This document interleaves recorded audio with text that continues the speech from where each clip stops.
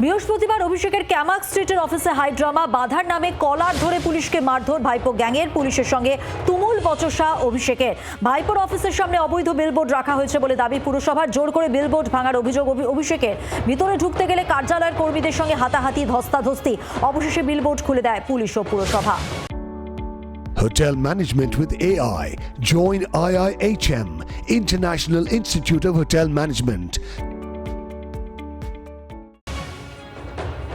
হাইকোর্টে ধাক্কা মমতা। তৃণমূলের আরও 4টি অ্যাকাউন্ট খুলতে চেয়ে আবেদন হাইকোর্টে।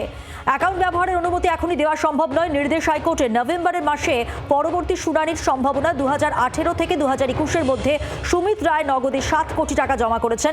দেবরাজ চক্রবর্তী 10 কোটি টাকা নগদে জমা করেছেন। এই অ্যাকাউন্ট থেকে 30 কোটি টাকা লিপস অ্যান্ড বাউন্সকে ট্রান্সফার করা হয়েছে, দাবি রাজ্যের। 20 জন এনসিপিআই সাংসদের ভবিষ্যৎ কি? লোকসভার স্পিকারের কাছে আরো সময় চাইবেন সুদীপ কাকলিরা।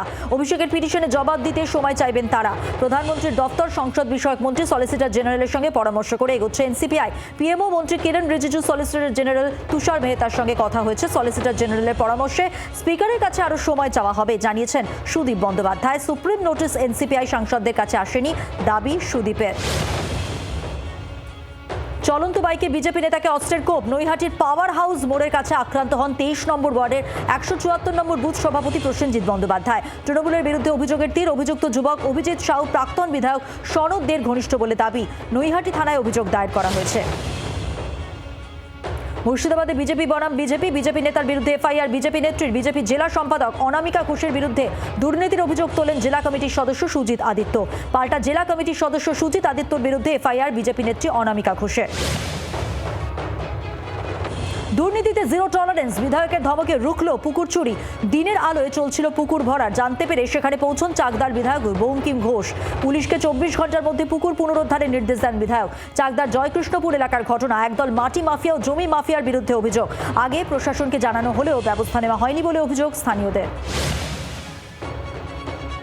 আবাসে জব কার্ড ব্যবহার করে দুর্নীতির অভিযোগ। বাড়ি না পেলেও খাতায় কলমে দেখানো হয়েছে বাড়ি পেয়েছেন উপভোক্তারা। প্রকাশ্যে তৃণমূল জামানার আরও এক দুর্নীতি। চন্দ্রকোনা 2 নম্বর ব্লকের ধান্যঝাটি ও মহিষগোট গ্রামের ঘটনা। সরকারি নথিতে বাড়ি দেখানো হলেও আদতে বাড়ি পাননি বহু উপভোক্তা। উপভোক্তাদের অভিযোগ, জোড়া ফুল জমানায় তাদের জব কার্ডের বই তৃণমূল নেতাদের কাছে ছিল। সেই সময় এই দুর্নীতি হতে পারে। শুধু আবাসের বাড়ি নয়, শৌচালয় নিয়েও দুর্নীতি হয়েছে বলে অভিযোগ। বঞ্চিতদের পাশে থাকার বার্তা বিজেপির।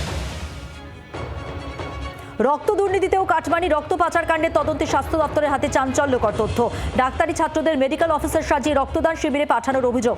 তদন্তে SSKM, NRS, Calcutta national medical কলেজের শতাধিক ডাক্তারি পড়ুয়ার নাম পেল স্বাস্থ্য ভবন। পড়ুয়া পিছু প্রতি ক্যাম্পের জন্য ব্লাড ব্যাংকের থেকে 1200 থেকে 1500 টাকা পেতেন ছাত্রনেতারা।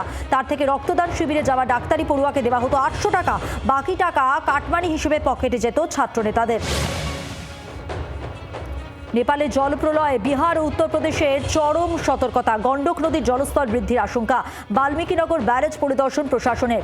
জলস্রোত ইতিমধ্যেই নেপালের দেবঘাট অতিক্রম করেছে।